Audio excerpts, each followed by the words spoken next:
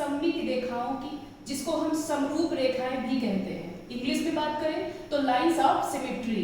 आज हम समझेंगे ये सममित रेखाएं या समरूप रेखाएं होती क्या हैं और इनसे किस प्रकार के प्रश्न बनते हैं। तो सबसे पहले जानेंगे इसके नाम से ही, जो कि लिखा हुआ है समरूप रेखाएं। समरूप मतलब जिनका रूप ही क्या हो, समान हो। तो यानी कि समरूप या सममित रेखाएं जिनका रूप समान हो। आइए सबसे पहले हम देखते हैं एग्जाम्पल से। कैसे कि जैसे मान लीजिए ये मेरे पास A4 शीट है। अब A4 शीट को हम किस रूप में ऐसा इसको डिवाइड करें कि समान आकृति बन जाए। मतलब ये जो A4 शीट है कि हम इसको कैसे डिवाइड करें। जैसे ये है, मैंने इसको ऐसे फोल्ड किया तो यहाँ पर देखिए एक बराबर भाग में बट गई। जो A4 शीट है ये एक बराबर भाग में बट गई दोनों तरफ। ये देखिए ये और ये ऐसे मोड़ने पे बराबर भाग में बटी। लाइन कौन सी बनी, एक ये लाइन बन गई। तो ये आपकी क्या कहलाएगी, ये कहलाएगी सिमेट्री लाइन। यही हमारी सिमेट्री लाइन कहलाएगी। अब अगर A4 शीट को हमने ऐसे मोड़ा तो देखिए बराबर भागों में आकृति बट गई। अब अगर इसको हम ऐसे मोड़ देते हैं इस प्रकार, तो इसमें भी देखिए क्या हो गई, ये भी एक बराबर भाग में बट गई। तो यहाँ पर क्या हो गई, ये देखिए एक लाइन और बन गई। तो पहले ऐसे मोड़ा तो एक लाइन बन गई, इसको ऐसे मोड़ा एक लाइन बन गई, और क्या हुआ, जो हमारी आकृति है वो क्या हुई, समान भागों में बट गई और एकदम बिल्कुल समान। अब अगर इसको हम ऐसे मोड़ दें, ऐसे इसके कॉर्नर को मिलाते हुए, तो ये नहीं समान हो रही है। देखिए अलग जा रही है, ये अलग और ये अलग। तो यानी अब इससे कोई भी समान रेखाएं या समान आकृति नहीं बट सकती है। तो इस प्रकार अगर हम बात करें, देखिए ये आयताकार है रेक्टेंगल शेप में, तो आयत में कितनी सिमेट्री रेखाएं हो गई, कितनी लाइंस हो गई, एक ये जिसने समान आकृति को बांटा, एक ये जिसने समान आकृति में इसको बांटा। तो इस प्रकार हमारी इसमें कितनी सिमेट्री लाइंस हो गई, दो हो गई, एक ये और एक ये। मतलब इससे हम इसकी डेफिनेशन भी समझते हैं कि जब किसी आकृति को किसी भी समान भागों में बांट दिया जाता है तो उससे जो लाइंस हमारी होती हैं वो हमारी क्या कहलाती है, सिमेट्री लाइंस कहलाती है, समरूप रेखाएं कहलाती हैं। अब इससे प्रश्न कैसे बनते हैं आइए देखते हैं। कि जैसे हमारी क्वेश्चन ऐसे पूछा जाता है कि आपको दे दिया जाएगा कि वर्ग जो है हमारा स्क्वायर, उसमें कितनी सिमेट्री लाइंस होती है। इसी प्रकार समांतर चतुर्भुज हो गया, या जितने भी हमारे शेप्स हैं उनमें पूछ लिया जाता है कि ये शेप है और इसमें कितनी सिमेट्री लाइंस होगी। तो जब आप निकालना सीख जाएंगे तो कोई भी आपके सामने शेप हो आप उसकी सिमेट्री लाइन बता सकते हैं। इसी प्रकार जो हमारे अल्फाबेट्स होते हैं ABCD, तो उसमें भी आपको पूछ लिया जाता है अल्फाबेट देके कि इसमें बताइए कौन सी सिमेट्री लाइन या कितनी बनेगी। तो ये चीज मैं आपको कंफ्यूजन दूर करती हूँ। तो सबसे पहले चलते हैं शेप्स में, फिर चलते हैं अल्फाबेट में। तो शेप्स में पहला हम देखेंगे वर्ग।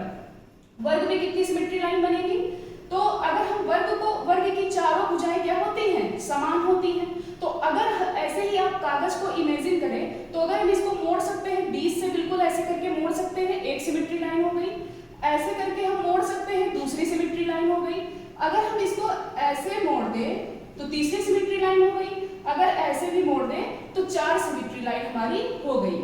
तो इस प्रकार समझ गए होंगे कि मतलब ये हमारा जो वर्ग है ऐसे भी मुड़ सकता है, ऊपर से भी मुड़ सकता है, कॉर्नर से भी मुड़ सकता है। तो इस प्रकार हमारी कितनी सिमेट्री लाइंस हो जाएंगी, चार सिमेट्री लाइंस वर्ग में हो जाएंगी। अब बात करें आयत की, रेक्टेंगल की। तो अभी मैंने आपको इसका लाइव एग्जांपल दिखाया। जो हमारी A4 शीट थी उसको मैंने फोल्ड करके दिखाया कि जो हमारा ये है इसको किस भाग में एक ऐसे मोड़ देंगे तो देखिए समान आकृति बनेगी। फिर अगर इसको हम बीच से इधर से मोड़ दें तो समान आकृति बनेगी। तो यहाँ पर सिमेट्री लाइंस कितनी होंगी, दो हो जाएगी। आगे बात करें समांतर चतुर्भुज की।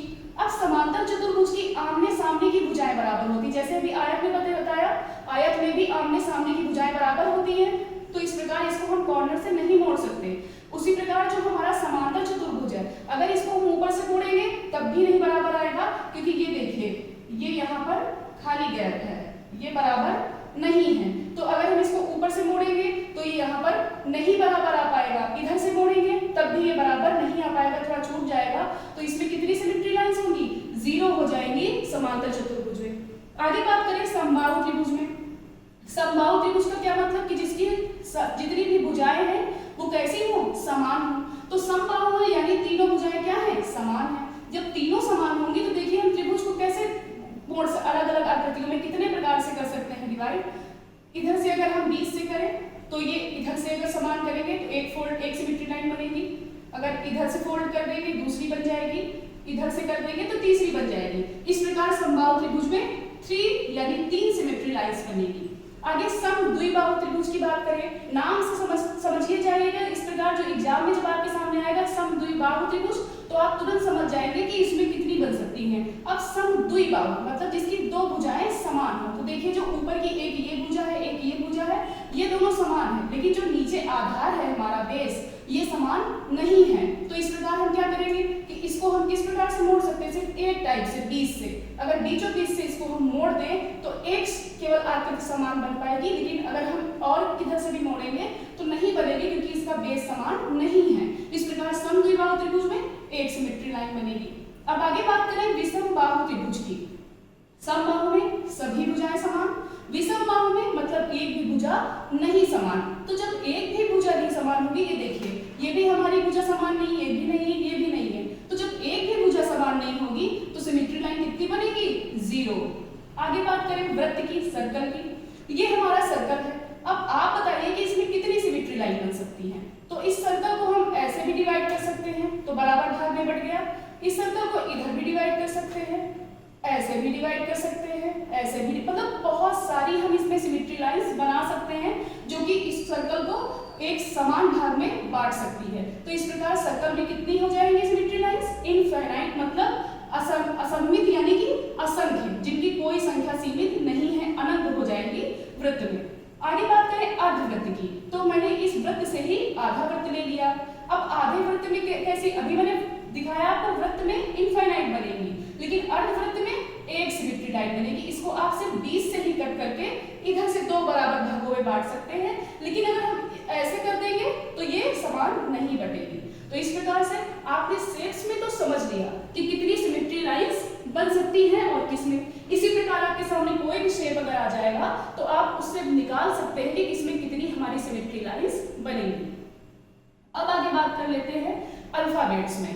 ए से लेके जेड तक जितने भी हमारे अल्फाबेट्स हैं उनमें से किस अक्षर में मतलब किस वर्ण में कौन सी और कितनी सममित रेखाएं बनती हैं। तो इसको 2-3 भागों में बांटा गया है। सबसे पहले समझते हैं ऊर्ध्वाधर सममित रेखाएं।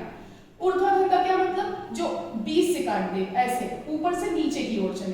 तो देखिए ए है, अगर हम ए को 20 से एकदम बिल्कुल बराबर डिवाइड करें तो ये हमारा क्या हो जाएगा, 2 बराबर भागों में बांटेगा। तो ऊर्ध्वाधर सममित रेखाएं ए में है। अगर एच की बात करें तो एच को भी अगर हम 20 से डिवाइड कर दें तो ये हमारा 2 बराबर भागों में बट जाएगा। इसी प्रकार I, M, O, T, U, V, W, X, Y, इस प्रकार हमारे जो 11 ऐसे लेटर्स हैं कि जिनको अगर हम ऊपर से अगर 20 से बिल्कुल कट करें, 2 भागों में बांटे, तो वो हमारी क्या बन जाएंगी, ऊर्ध्वाधर सममित रेखाएं बनाती हैं। तो कौन कौन से लेटर्स, ये मैंने आपको 11 लेटर्स बता दिए जो ऊर्ध्वाधर सममित रेखाएं बनाते हैं। क्योंकि प्रश्न ऐसे भी पूछा जाता है कि ऐसे 4 ऑप्शन आपको दे दिया जाएगा और पूछा जाएगा इनमें से कौन सी ऊर्ध्वाधर सममित रेखा बनाती है, तो आपको कट करके देखना होगा। अब बात कर लेते हैं क्षैतिज सममित रेखाओं की। अभी ऊर्ध्वाधर में मैंने आपको बताया ऊपर से कट करना होता है, क्षैतिज में क्या करना होता है, बीच से कट करना होता है। जैसे बी है, इसको मैंने ऐसे कट किया तो ये देखिए समान आकृति बन गई कट करने से। तो इस प्रकार ये क्षैतिज सममित रेखाएं बनाता है। सी को भी कट करेंगे अगर बीच से तो समान काटेगा, डी को भी ई, एच, आई, के, ओ, एक्स। इस प्रकार 9 ऐसे लेटर्स हैं कि जो कि क्षैतिज सममित रेखाएं बनाते हैं। तो 11 हमारे हो गए ऊर्ध्वाधर सममित रेखाएं, 9 हो गई क्षैतिज सममित रेखाएं।